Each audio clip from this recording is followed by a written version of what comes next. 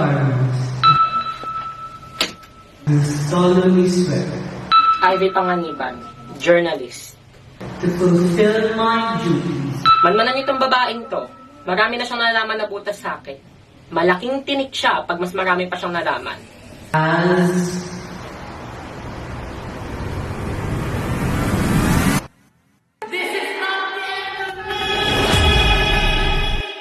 Kapag talaga ako nakaharap ng ebidensya, papakulong ko din talaga tong hayop na to.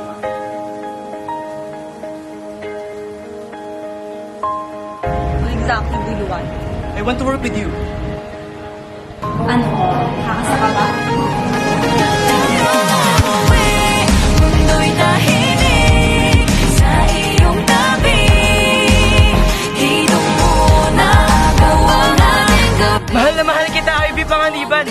Sana hindi dito matapos lahat ng sinimulan nating dalawa. Dito muna ko.